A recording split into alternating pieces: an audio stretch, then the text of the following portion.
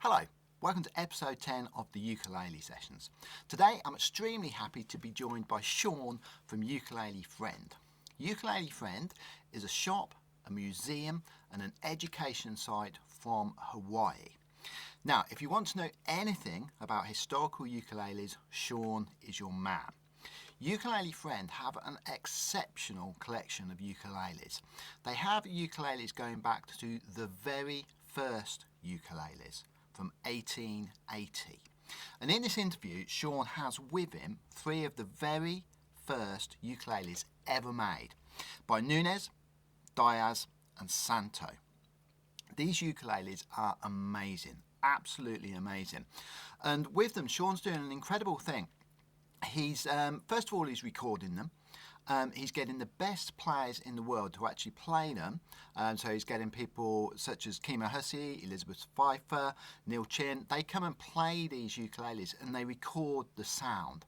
They're then making historical notes of how they were built and building upon these for the future building of ukuleles. They're also historically recording all of these ukuleles that are incredibly rare.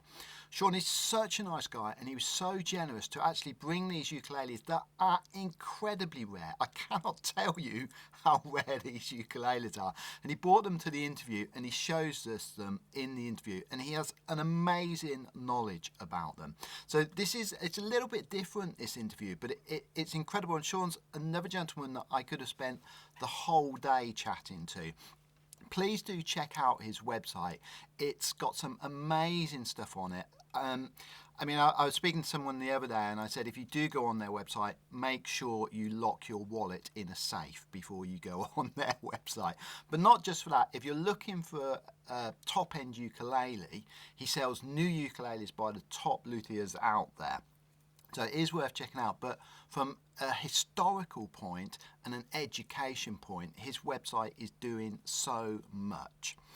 Finally, you may wonder why I'm wearing a t-shirt with an elephant on it. Well, I thought it'd be nice to get a t-shirt with the Ukulele Sessions on it. So I sent off online to get that done. At the same time, my daughter had designed an elephant for a t-shirt and I sent off and they mixed the two up, so mine came back with an elephant on it. So maybe in future weeks I will have the correct one with the Ukulele Sessions on, but for today you're being treated to an elephant that was designed by my daughter Ren. Anyway, sit back, enjoy this interview with Shawn. It's fantastic, and do check out his website ukulelefriend.com. Thank you. Well, it's lovely to see you, Shawn. Thank you so much for your time today. I'm really looking forward to our little chat. I wonder if you could start by just telling us a little bit about your childhood and how you came to get into ukuleles.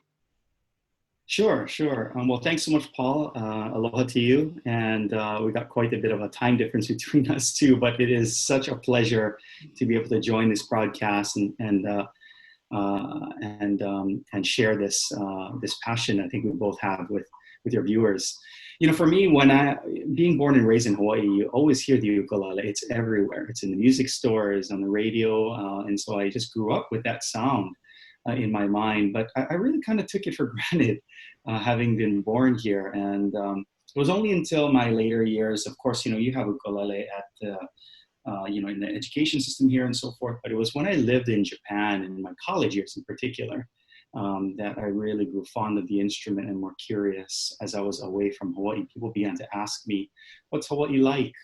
And I was the one student that was walking around with books in one hand and an ukulele slung over my back, in one of these gig bags. And ever since then, I never kind of looked back. My passion for ukulele has continued to grow since then. Okay, that's fantastic. Thank you. Now, you run the wonderful Ukulele Friend. It's a shop, it's a museum, and it's kind of a collator of ukulele history and information. There's so much for us to get our teeth into here. So I wonder if you could give us a little background about how Ukulele Friend started and what its aims are. Sure. Ukulele Friend actually started, it came out of a little bit of frustration on my end. I was interested in learning about the history of the ukulele, interested in seeing good examples of those instruments, photos, and so forth. What I found, at least online, were very few images. Occasionally, an instrument that was for sale, and once it sold, the link was removed. And so it was very frustrating at the beginning to find information on these instruments. Of course, I was kind of taken in as the newer kind of collector, so to speak, amongst my peers who have been collecting for many, many, many decades. And so I got to see some pretty amazing instruments early on, and pick the brains of some phenomenal collectors throughout the world about the pieces that they had acquired and the backgrounds of each of those pieces. And so I began to put these things together, created my own webpage and so forth. And it was really focused on information, to share with the public. And in parallel with that, I also had a section where I was, selling some instruments and so forth. Sure. But I really began to have a much clearer vision and focus as I moved through and found the sweet spots and area of greatest interest to me. And those two areas are really museum grade historical ukuleles, the collectible, the earliest ones in particular, and also the new custom ukuleles, and the beautiful correlation between those two worlds. Because I really see these historical early pieces as examples of custom ukuleles from a different time period, of course, with different technologies as well. And so Ukulele Friend was kind of born out of that educational interest. And education really stems beyond the surface level education to the general public. It really goes on several levels with hopes and thoughts that we would educate in different ways. One is that I do belong to the Ukulele Guild of Hawaii. Yep. And the Ukulele Guild of Hawaii consists of both musicians, but really a lot of builders. And the builders are contemporary luthiers of ukulele. And it's very, very rare for them to see these caliber of instruments that we have with us. And so I use these as educational tools to expose these early builds to contemporary builders and use that as an educational platform so that they can look at early bracing techniques, materials that were used, woods that were used, bracing patterns, and generate dialogue about how these instruments were made, what the parallels are with regards to what they were doing then and what they are doing now, in spite of differences in technology and so forth. So that's one area kind of education that I enjoy. And certainly there's another area to the general public, just sharing about who these early builders are, what these early instruments sound like. And so even on our webpage at Ukulele Friend, you can listen to some of these or many of these early examples of historical ukuleles that would give you an idea of what these instruments sound like. That's both there for the general public, but it's also there for builders all over the world, because we want builders, as they build ukulele, there are some that have more of a traditional sound and some that kind of lean a little more towards a guitarish sound, for example. And there's nothing wrong with that. It's just a spectrum. But we all have different influences in the communities that we're raised and what we hear, the instrument we anticipate or expect the instrument to sound like. And this offers that individual window to be able to actually hear those instruments from tens of thousands of miles away to get an idea of what they look like, what they sound like, and that with thoughts and hopes that it can influence their builds. And it's not for every builder, but the thought is that if they're genuinely interested in knowing what these early instruments sound like, that there's a platform there by which a builder could then access, listen to these historical instruments and help and utilize that in such a way that it would help them to shape the sound of what they're building towards. The third population is, you have builders, you have the general public, and the third population to me that we're trying to educate are the musicians, because I find a very, very fascinating connection between the instrument, not being a musician myself, nor a builder, but just a beautiful connection, almost an extension, as it may be, between the musician and the instrument. And it's very fascinating to watch musicians play these historical instruments, the ones that can be played, because of that connection and the utmost respect, the respect that the musicians have and the builders have. There's almost a parallel there, but at the same time, there's a parallel in terms of the respect and the level of respect, but there's a uniqueness in what type of respect that's being displayed, and how they care for the instrument, and how they talk about how some of these instruments have been in their family and have been played, and they were off limits for them as kids. And so there are a whole bunch of interesting, back end stories to that. That's always been of interest to me, and I love sharing those with others. So musicians are also critical component to sharing the beauty of these early instruments as well. That's lovely. I love the fact that at one end you're looking at the historical, the 1880s, really early, but at the same time you're working with the newest and best builders. And I think that's a beautiful thing. You mentioned that it's sort of fascinating to watch the best players in the world play these. But I'm not sure I'd use the word fascinating. I would just be in heaven if I was sitting there watching, Kimo Hurti play one of these instruments. It's like, yes. I'm starting to think, Shawn, you have the best job in the world.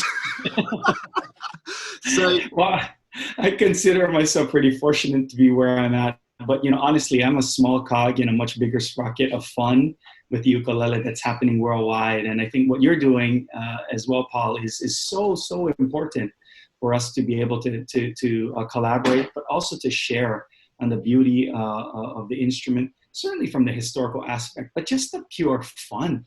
Yeah. It's just a fun instrument, and it doesn't matter how skilled you are, or if you're a beginner or otherwise. It doesn't matter if you're a builder or otherwise. There's always room in there for fun, and I think that's where the sweet spot for me. And I think that the more that I meet people from all over the world, that transcends language, transcends culture, right? Music is just there, and it's just a beautiful thing. So I do consider myself fortunate, but at the same time, I just play one small role in the bigger happenings of what's going on worldwide with ukulele. Yeah, that's brilliant. I mean, you're very well respected. I was chatting to Jim Beeloff earlier in the week, who, of course, wrote a history of the ukulele. And I've recently reread John King's book. And I think this brings it very modern now, that we can actually listen to the sounds of these amazing early instruments. I wonder if you could chat a little bit about, you have three in front of you, and we're going to come to them in a little bit, which I'm looking forward to. Can you just tell us mainly where you source them from, and then mainly you could sort of move on a little bit to chat about the instruments if you want. Sure. I consider myself pretty fortunate in that when I first started, because I'm so passionate about the history and the various early builders, there were several mentors of mine. I guess they were long time collectors. And I was the new kid in the block. They kind of took me in, showed me their pieces, and I was able to learn a ton of information from these people, and the information that they were providing. At this time, Jim's book wasn't around. There just wasn't a lot of information out there, and so the best examples were stories, oral transmission, but also the actual instruments themselves. And for myself, not realizing what I was actually looking at the time, I so wished I had archived so much more earlier on, the things that I had seen with some collections earlier on that I thought were amazing then, but reflecting back now is even more amazing. And so for myself, with these instruments, some of them, instruments like this typically don't show up on the open market. They're usually amongst collectors. And the funny thing is collectors, they usually don't want to sell. So they always want to barter. And so, then the question is, do you want to let something go to bring something else in? And I find myself in that situation time and time again, and it's very challenging because each piece, as we'll go over, is so unique and so rare and so difficult to come by. Yeah. But at the same time, there is kind of a camaraderie, as it may be, amongst collectors to know that we are all kind of temporary caretakers of these instruments. Yeah. And, I really don't look at myself as a collector in the purest sense. And I have many, mentors who are, in that if the instrument has cracks on it, you basically leave it as it is. And it'll remain that way for the entirety in their collection, and it'll go on, and it'll be the option or the choice of the next individual to make a decision as to whether to repair that instrument or to leave it as it is. And I kind of am in the middle in that I really lean towards the spirit of the builder. When these instruments were made, they were not made to be collected. They were really made to be played. And so as much as possible, I try to work with people that I trust and know that are very seasoned in technique and so forth, that do restoration work for museums, stringed instruments in particular. And so, I would send these instruments out and then we would have long discussions about the materials used and the approach to be taken, and the result that we're shooting for, so that we can minimize the impact in terms of the amount of restoration being done, but do enough to stabilize the instrument so that we can honor the spirit of the builder by getting it back to playing, to being able to be played. And so some of my friends that are purist collectors will just leave it as it is, and they're very important, because without those purist collectors, we wouldn't have many of these instruments. Yeah. I'm kind of in the middle. I'm trying to gather these instruments and allow people the opportunity to experience education in a very different way. Most of the time, these are so rare that most of the time they will sit in collections in hidden places where only family members and very, very close friends are aware that these instruments are around. Yeah. And for me, it's very difficult to be on the side of education without letting people know you have them. Yes. And so, I've taken different measures to be able to add, security to ensuring that these things are cared for well, including climate controls and all kinds of other things. But that's, really, where I think I Ukulele Friend, at least so we can contribute in giving back to the greater community with regards to that. So sourcing comes from those collectors. Occasionally someone will reach out to me here and there, but that's not very common. Most common is the pieces that are already known. For example, the Diazes that are out there is all that's out there in the collector's hands or in museums. That's 12. Am I correct in saying there's 12 Diazes, of which you have 3? That's the number that people reference, for Diazes. And with his pieces in particular, it's the hardest one to find by far.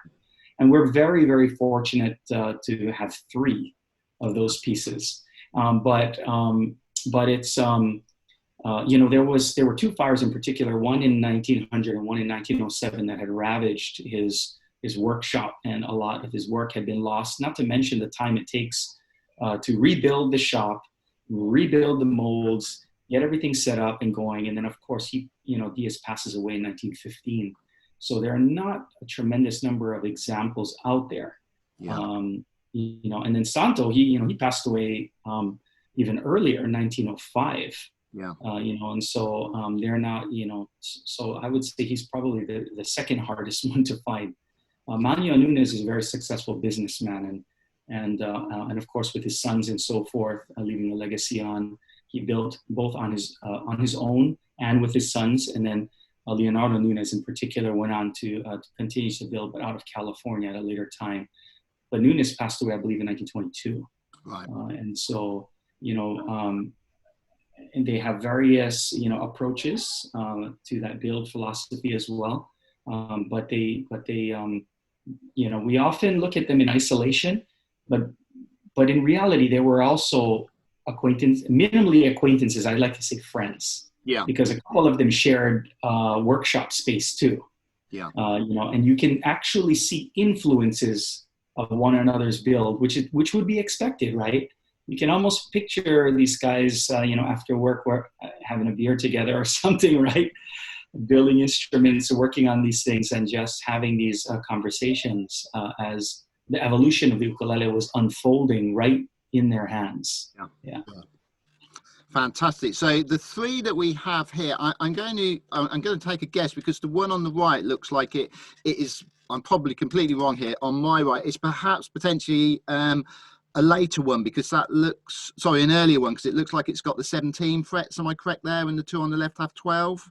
Yes. So this one here is the earliest example that we have, and in all honesty, I think it's amongst all of the collectors, it's the earliest example of an ukulele, period. My friend who collects all the parent instruments, the machete and the hajao, would argue that this is a machete braga built in Hawaii. Because it has actually a lot of the traits of the parent instrument. But we know that this instrument is, built in Hawaii because of the woods used, and we'll go over that in a little bit. I kind of lean the other way. So, well, if it's built in Hawaii and this is a point of transition, then this is where the ukulele is beginning.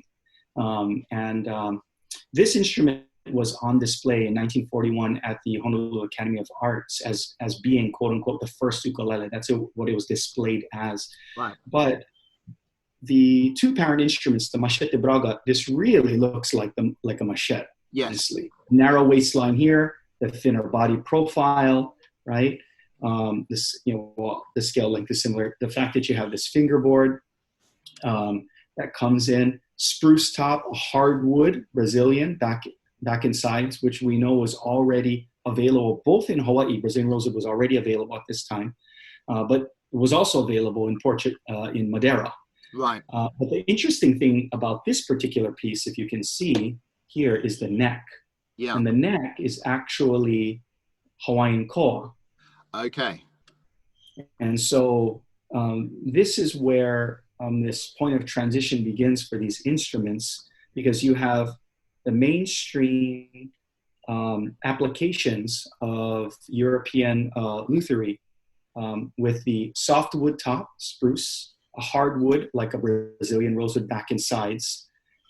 You have a fingerboard that's consistent with that pattern, quite ornate here on the as it comes to the sound hole, the rope marquetry work, and so there's a lot of consistencies that to me are pulling towards the traditions, European traditions of fine instrument lutherie. Yeah. So, and this is a Jose do Espírito Santo. It still actually bears the sticker from that display in 1941 at the museum as being the first instrument. The sticker is still, the label is still on there. This center instrument here is one of the three dias that we have. Okay. And what is interesting about this instrument is we are immediately, this is a transition that we're seeing here, right? So the first thing you'll notice that there's no fingerboard. So gotten rid of the fingerboard, and they're inlaying the frets straight in on the neck. It also ends at the 12th fret. Yeah. Right? They're not extending down to the sound hole. You'll also notice that this is a spruce top. Yeah. With koa back and sides. Now they're using local woods and koa wood neck. Right. And what is also interesting with this is the size of the body. Look at the upper bout in relation to the earlier one here. Yeah. And the waistline is vastly different. So this instrument here is taking on a whole new personality. The ukulele is taking on a whole new personality. There's a lot of experimentation that's happening at this point. And this is not only with Diaz, we see this with Santo and Nunes as well. The shapes, the size of the sound box change, the upper bout and lower bout changes, the waistline changes, the fretboard is sometimes there and sometimes not. Right? And so we see a lot of experimentation happening. There's something about the proximity and geography, about how far Hawaii is in relation to Madeira and the building techniques of Europe, in my mind as well. Being so far away gives the builder also a lot of flexibilities in their creativity. So they're not bound by, because of the distance, in my mind, they're not bound by having to build a particular way because there's no one to, call them out on it or check them on it. Yeah. The other thing that's interesting to me is that the clients that are buying these, people are vastly interested in buying these instruments, although they're not sure what they were or how to play them, but there's a lot of interest there. At the same time, the people that are acquiring these instruments don't know about the parent instruments very much, and so there's no expectation that they be built a particular way. Yeah. And so from a business perspective, it's fascinating to look at because there is no real push from the client's edge to say, oh, if it doesn't have a fingerboard, or if it does have a fingerboard, then it's not a legitimate instrument. Or if it doesn't have a spruce top, then this is not what everybody else is playing. There's all of this room for creativity that's happening, but there's still a demand for the instrument, and as a result, you see this blend of worlds, both on the business side, but also on the demand side and the flexibilities and using the local woods. Not having a fingerboard is also a tradition that we see in Europe early on too, and certainly in Madeira. But a good number of the instruments, at least that I've seen in Madeira, typically do have the fingerboard, although there are some without. So this tradition also stems from that. But from a business perspective, we noticed that once they have gone away with the fingerboard, none of these guys use the fingerboards, until they pass away. And then we don't see the fingerboard show up until Martin shows up in 1917. Yeah. And then the Hawaii builders even later than that, into the 30s almost, right? But from a business perspective, it makes sense too. Quicker to build, less materials, cheaper cost, more efficiency, right? And so from a business perspective, it really makes sense why they would move in this direction. It's just a speculation on my end, but it's fascinating to look at these different angles through the lens of business, through the lens of luthery, through the lens of the musician. Even some things, seemingly simple now that we take for granted, like strings. Yeah. Strings are not even available for ukulele. We get strings for ukulele, and they were gut strings at that time. But that's a whole nother process and a whole nother discussion. Yeah. This third one here is Manuel Nunes, and this is the transition that most of us are familiar with. You will begin to see all koa, the koa top, right, koa sides and back, the koa neck, and also the no fretboard, right? And you can see a lot of the rope work, the marquetry work that's consistent on all of these pieces. I had an opportunity to travel over to Madeira last year and meet with some musicians, some builders and so forth as well, and to see what the island was like, what materials are available to them. But I always heard that, the woodworking skills are phenomenal, maybe the people there. And it is so true. Some of the things that I'd seen and some of the designs that they incorporate into jewelry boxes, into all sorts of, inlay work, just using various types of woods and all kinds of things, made so much, had such a deep meaning, knowing that work was also done on these instruments, and with so much care too. It's just really beautifully done. When you look at the rosettes on this, and this takes a lot of time to do. Yeah, but it's just masterfully done. It's just incredible to look at them, isn't it? So, date-wise, are we talking around the 1880 mark for the two on my left, and the one on the right slightly earlier, potentially 1879, or well, sure? And that's a great question too. Honestly, Paul, it's all guesses for all of us. As the more we do research, it's still an educated guess, and this one we know that would be the earliest example simply because of the woods used, and the Honolulu Academy of Arts actually dated this thing in 1879. Okay. I'm not so sure that's an accurate assumption. I think they simply put that there because that's when the Ravenscraig arrived in 1879. But you have to keep in mind that all three, Jose do Espiritu Santo, Augusto Diaz, and Manuel Nunes, were all contracted to work in the plantation fields first. And they were contracted to work there for several years, roughly about 7, I believe. and Diaz actually finished up his contract early. And so he's the one that actually shows up in the directory as having, in his shop was open first. All three of them worked in the plantation field and then came over to Honolulu and opened up their shop in the now Chinatown downtown area. Yeah. But yeah, this one is the earliest example. It's hard to give an exact date. We just call it the 1879 one because that's what that museum was calling it. It's probably within the first few years of the arrival of them coming. And keep in mind that even though they were working in plantation fields, I mean, I'm sure they were beat, I'm sure they were tired, but I sometimes wonder, what type of access to not only woods and materials, but tools that they may or may not have had. It's not entirely clear that no instruments were built before the shops were there.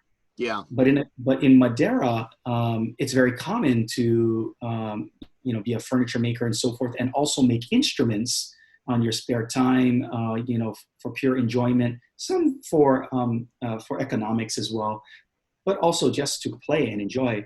And it's not clear as to whether or not some of those whether or not instruments were made prior to the shops actually opening.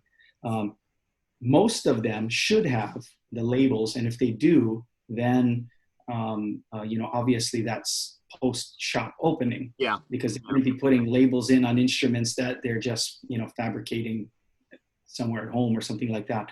But it's very difficult to tell because a number of the instruments actually don't have labels, and part of the reason is because those labels actually just oxidize being exposed to light.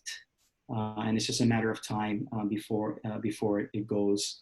But this one here is probably somewhere around 1884 to 86, probably a little bit on the earlier side because of the spruce top. And this one is probably around 1885 to 1890-ish. Right. So we can see the transition there between these three, yeah. It's unbelievable to see them. You're okay if I jump through the screen and grab them? Absolutely. You gotta come and visit us in Hawaii. Definitely.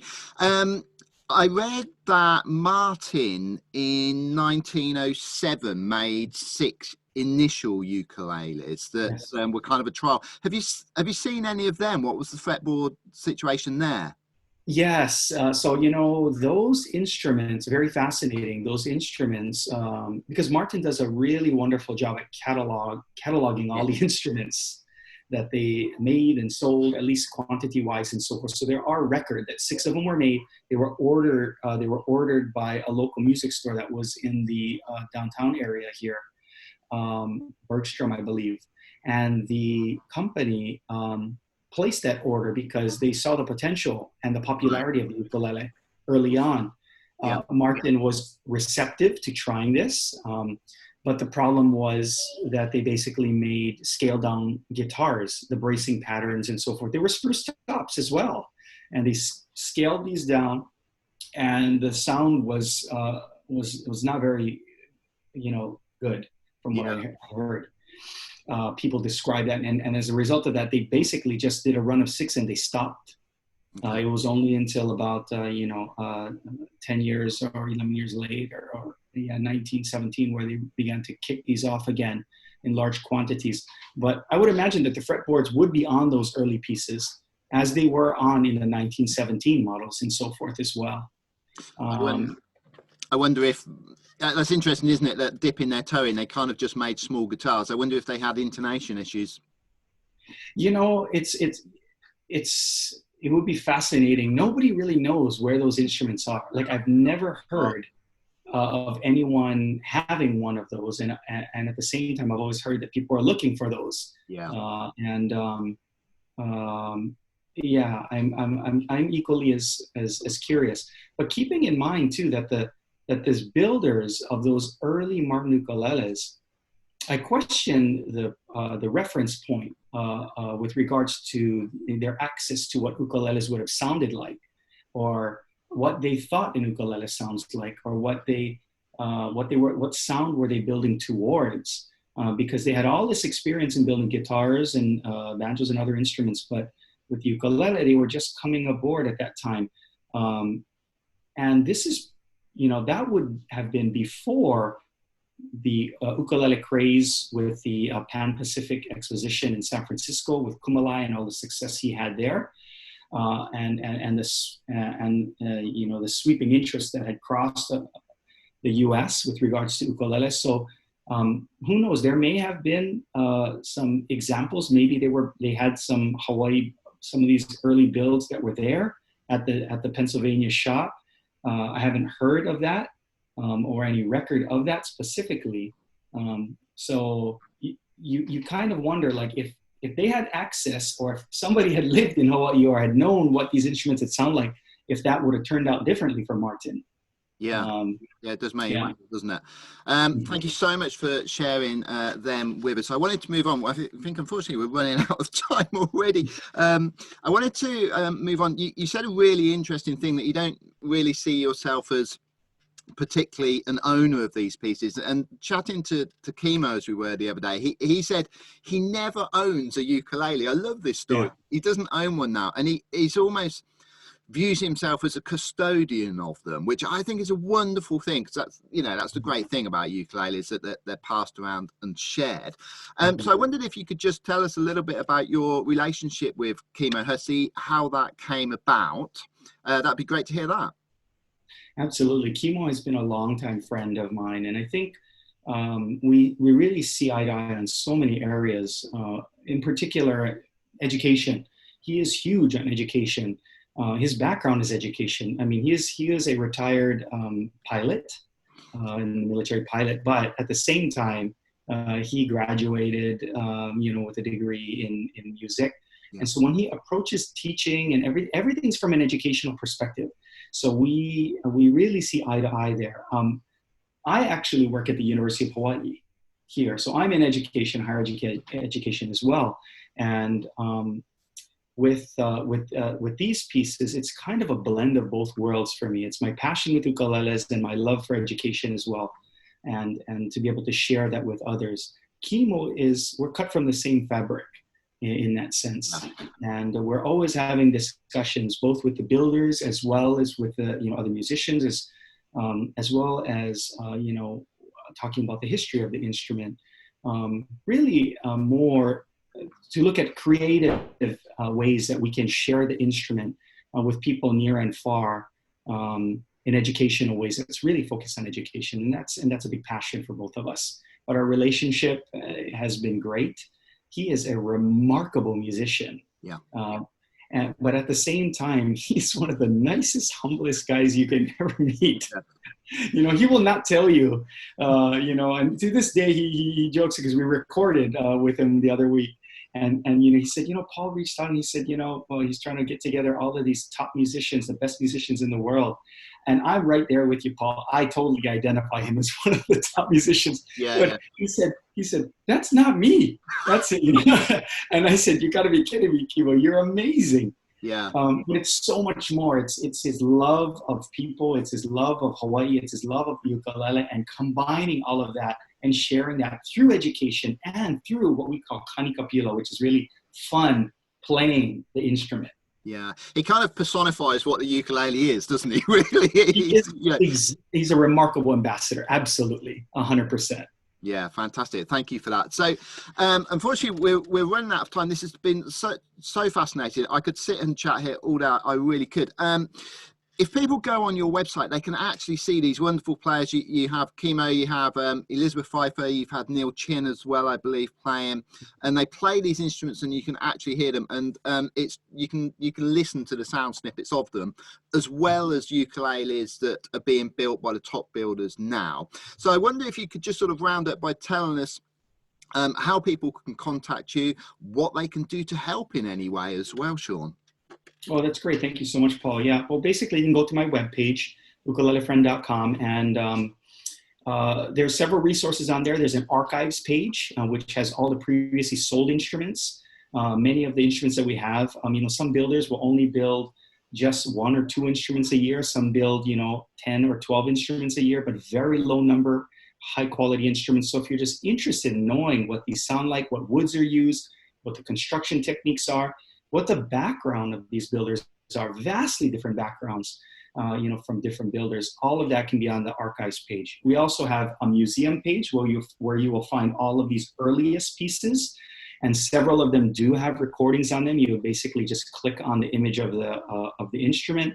There's a write-up there, and below that there should also be a video file if it was recorded, and so you'll be able to see that there. And you can also, we're not a typical ukulele shop in that sense. It's more like walking into Fort Knox when you walk into my showroom. It's definitely got a small vibe, more like a studio feel. But at the same time, these instruments are not typically on display. Yeah. But under certain types of arrangements, depending on who's visiting and what type of thing we're trying to do there, we may occasionally take a piece or two out, but generally it's not out for public view. But that's why we take a lot of photos. We upload all of those images up there, and we try our best to get recordings and put them all on the webpage for people to listen and hear and learn. They can also email us at info@ukulelefriend.com or reach out to me on the number that's on the webpage, and that'll come over to me as well. Wonderful. Yes, I do recommend totally that people have a look at the website. I would put a caveat on it. I was chatting, you've hopefully got this interview coming up with Ukulele Magazine soon, and Matt, the editor, and I were saying, if you go on that website, make sure your wallet is in a safe. Yeah. I recommend that. And I like to say that the same probably applies for me. When I look around and look at these instruments, oh my gosh, they're so beautiful and so much history and so many amazing things with these new custom ukuleles. Yes. It's easy to get caught up in that world. Isn't it just? Shawn, thank you so much. It's been wonderful to see those instruments. I feel privileged to have been in, well, not in the same room, but you know what I mean. It's been extremely interesting. I think people are going to find this fascinating. I genuinely could have sat here and talked all day about these. So thank you so much. It's greatly appreciated. I'm just going to stop the recording now, and we can have a quick chat.